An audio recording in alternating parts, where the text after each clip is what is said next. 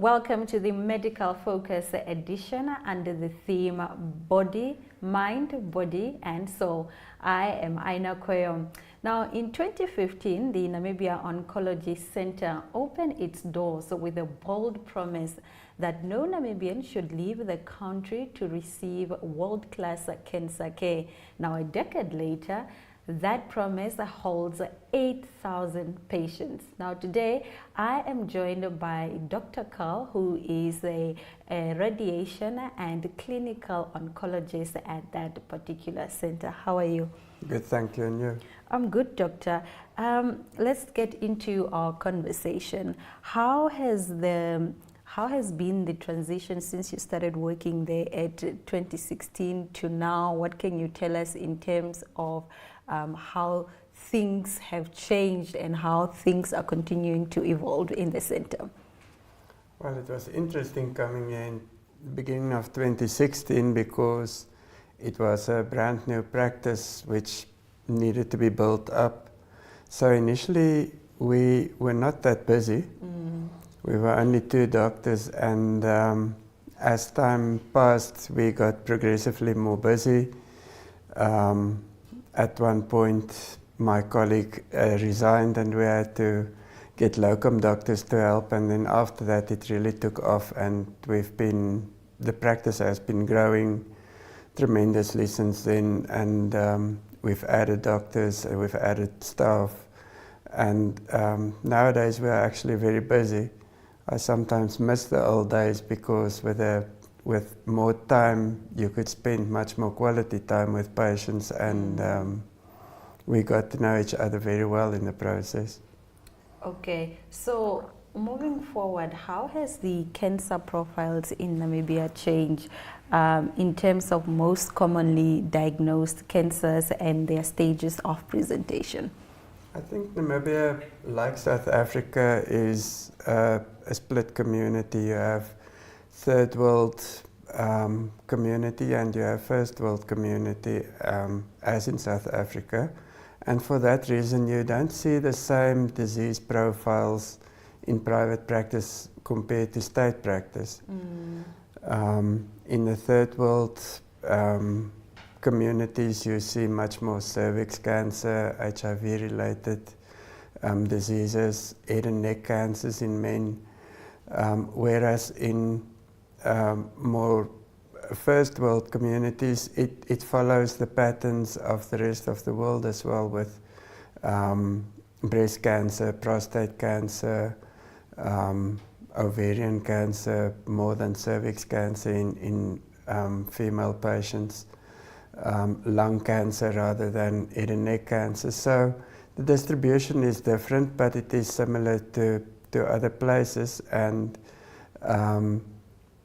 coming here we had basically that distribution. I came from a state background into private practice here, so I also had to make the transition from seeing more state type of or third world type of cancers to more first world cancers, and it's been an interesting transition.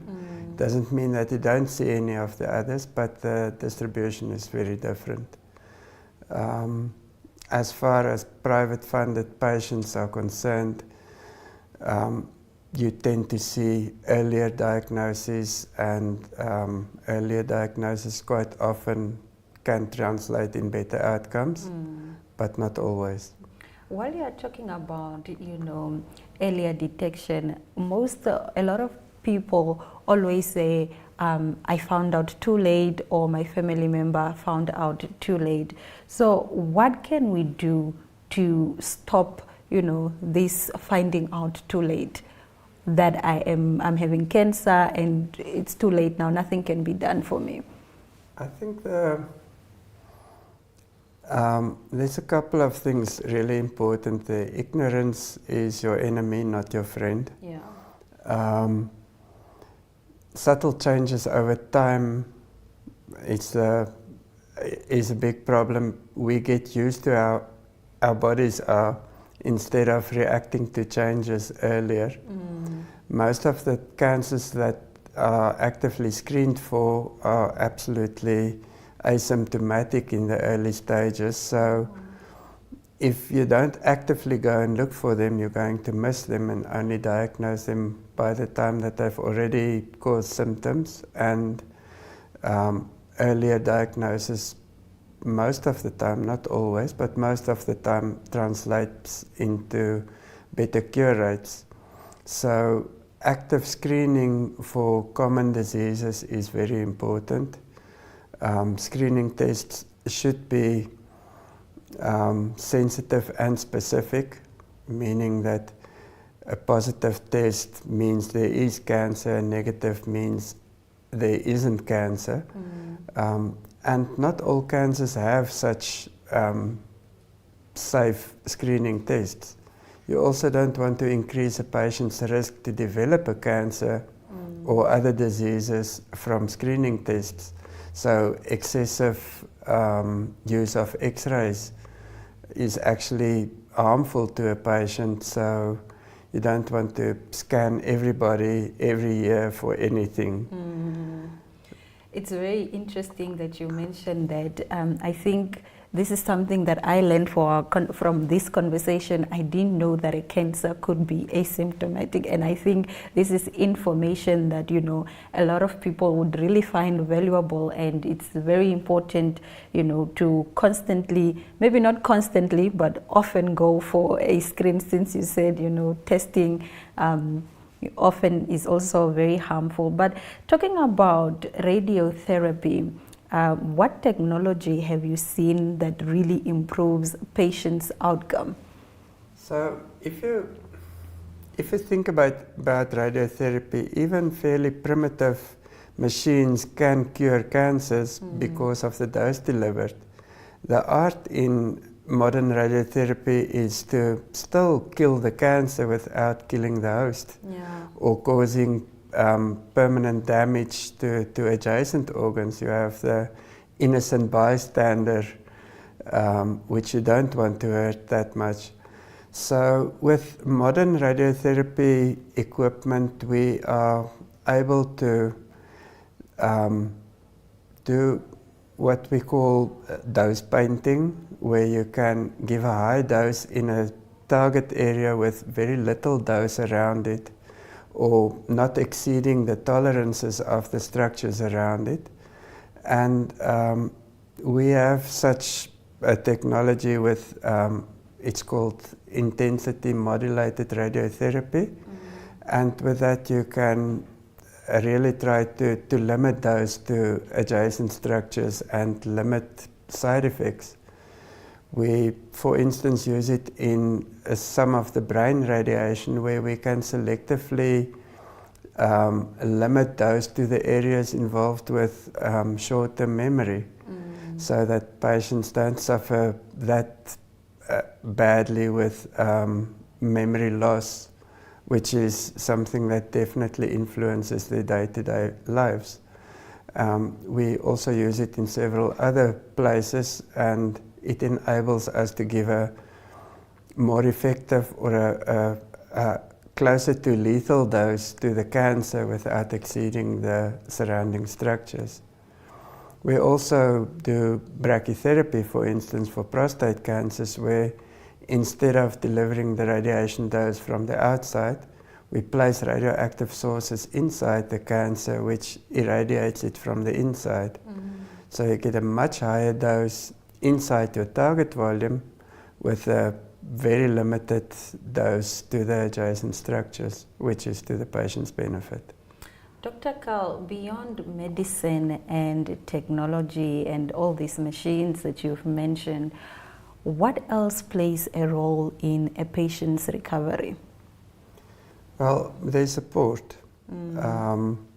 We, especially if you think you can cure somebody, the treatments are often extremely aggressive, and the side effects are much more severe to deal with on the short-term basis in order to get a long-term cure. And for that we often end up working in a team with dietitians, surgeons helping to place feeding tubes, just to manage a patient properly during the active phase of the treatment, but also to support families to help people with, even if it's just temporary, problems with being able to perform their daily duties. And for that we need a team approach to cover all bases, on the emotional side, on the physical side, and on the complementary side, where I'm not a surgeon, surgeon is not an oncologist, and where we actually each contributes a part to get the whole treatment done properly. Dr. Carl, from where I come from, there are a lot of misconceptions about cancer and being diagnosed with cancer. I'm not going to get into those, but I want to hear from you. What are some of the most common misconceptions, and what can we do to sort of, deter those beliefs from spreading throughout the country and causing more harm than they are already doing? I think that is that problem is getting more complex, not less complex, as we move on. People's access to alternative information sources, the internet, Facebook, alternative treatments offered to patients with no scientific basis. That also complicates the picture even more nowadays. So there are some people who believe if you give a cancer air, it will just grow uncontrolled after that. I think it's based on, in the past, where patients were taken to theatre, opened up for a surgery, and then cancer, which was much more advanced than anybody anticipated, was found, and surgery couldn't be done.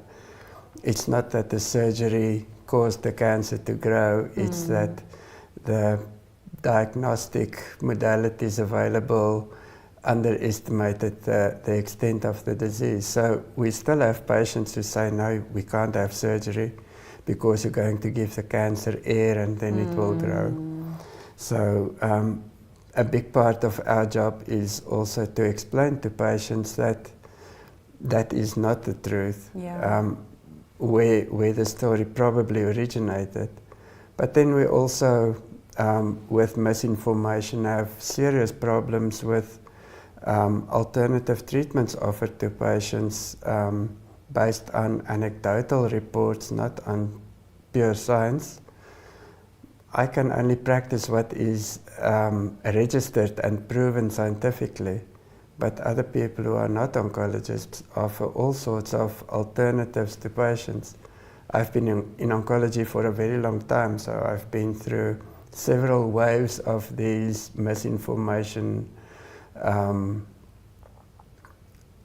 storms, with ozone offered, or vitamin B17, or micronutrients, or hypoglycemic chemos, or all sorts of other things which are not proven. And we have to time and again tell the patients, but there's no scientific basis for what is offered. People are desperate, they try everything, they try anything, but not everything is proven and not everything is safe. Yeah, definitely not everything is safe. Finally, my question to you, Dr. Carl, is what is the most urgent need in oncology today? Oncology, being not a single event management for a disease, is a big challenge in a country like Namibia, where most of the services are centralized. Radiotherapy is only offered in Windhoek. Chemotherapy is limited to a couple of other places as well, but it's still, we have patients traveling from Katima or from Oranjemund, more than 1,000 kilometers just to come and get chemo repeatedly. So distance and time and cost with all that is a big challenge. that we are dealing with. We already, shortly after I started here, started with outreach to Swakopmund, and we have a full-time practice there now to help with chemotherapy on that side. In the past, we've also gone to the north, and we are currently busy working on a full-time facility on that side, because the patients are sick, and they need to be seen often. Some of our chemotherapies are weekly, some 2 weekly, some 3 weekly. So the logistics in treating a patient is a real big challenge, and not an easy one. Oncology is not a very well-known speciality to general practitioners. In medical training, the students typically spend 1 to 2 weeks in oncology for the whole medical training. So to expect that general practitioners or other disciplines know much about chemotherapy and the management of cancer patients is, I think, not to the benefit of the patient.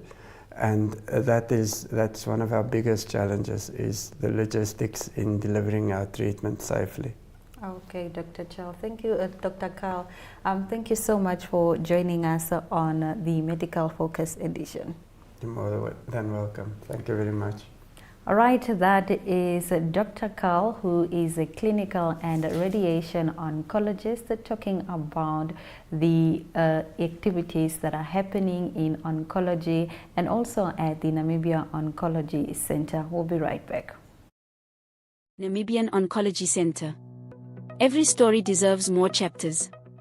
Thank you for trusting us with yours.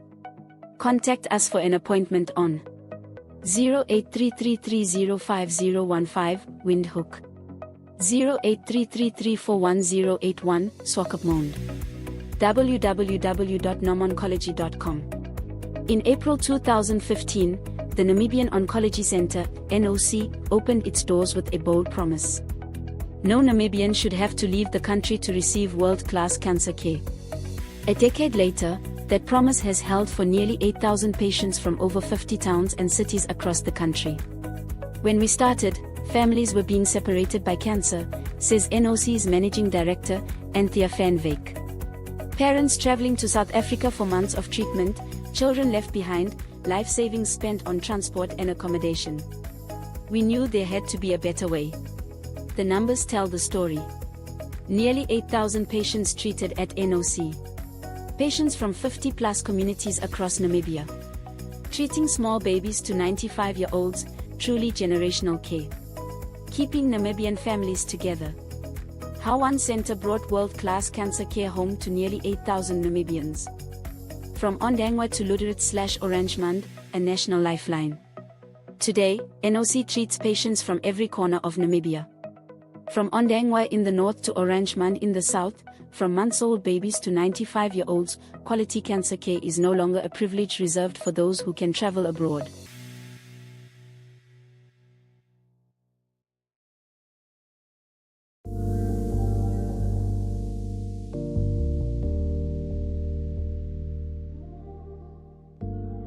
Anna, I've heard about RMA's Benefit Builder.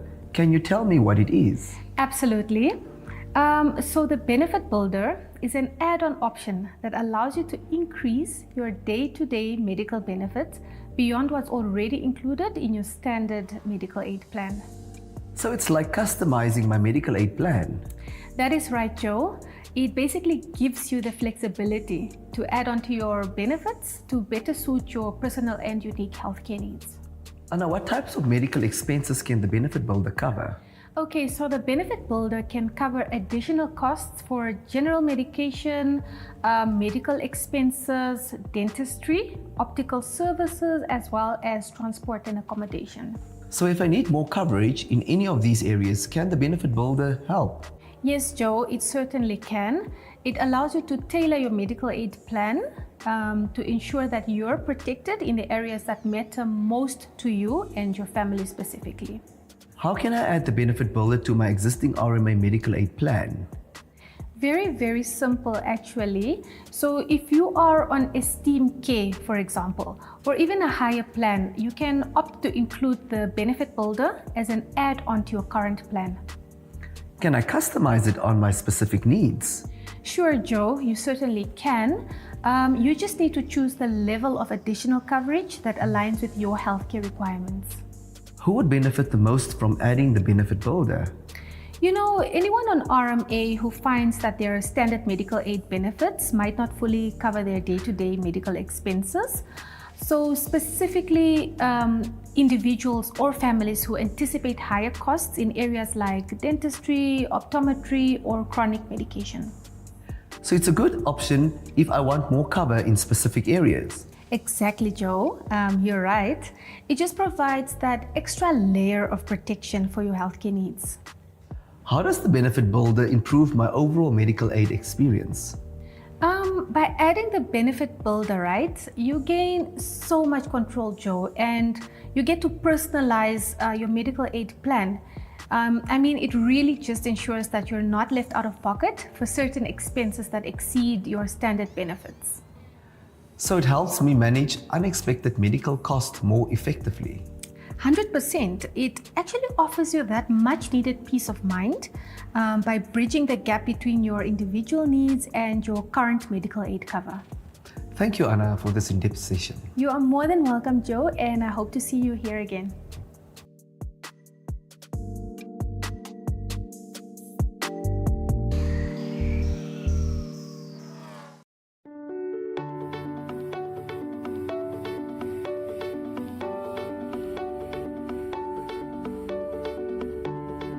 Windhoek Hearing Aids.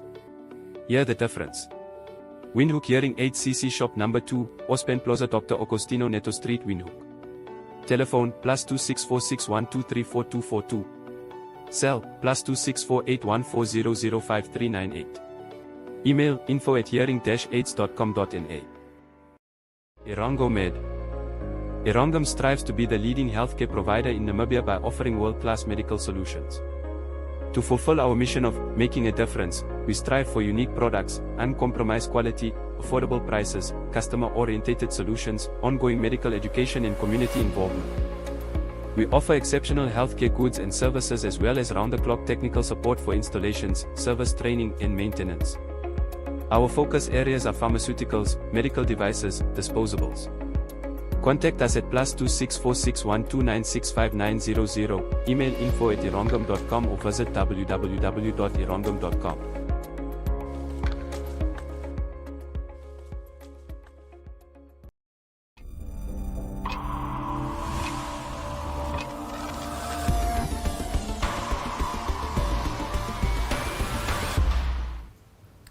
Joining us now is Henriette. She is the editor of Republican and also for the Medical Focus, and she's going to tell us, you know, from an editor's point of view, what we can really expect in the Medical Focus edition under the theme Body, Mind, Body and Soul. Henriette, how are you doing? I am relieved that it's all done. I'm inspired, but I'm relieved. Every Yes. time this time of the year, yeah, it's a good feeling to finally have it there. But it's so inspirational to do those stories.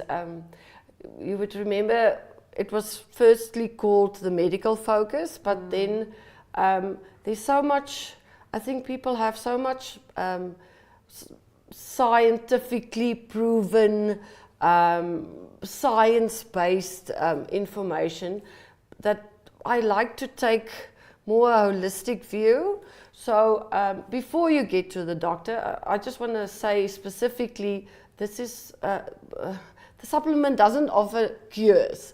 It gives you a look at turmeric. I have turmeric in my cupboard, Yeah. but ancient ways. You know what? Going back to your roots. Yeah. What is alternative? Yeah, alternative can be a negative connotation also. But what is something else other than maybe pill for headache. What else can I do to keep my body healthy? This is where the soul and the mind really Yes, come into yes. play to really complement Yes.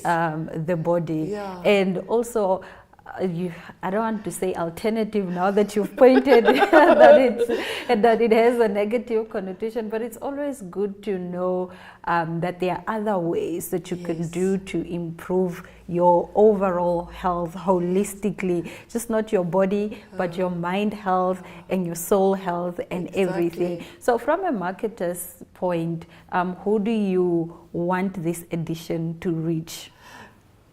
Basically, every single Namibian. You know what, Aina? It's about it's like taking back your power. I feel that's my personal opinion. A lot of time we've put so much faith in medicine,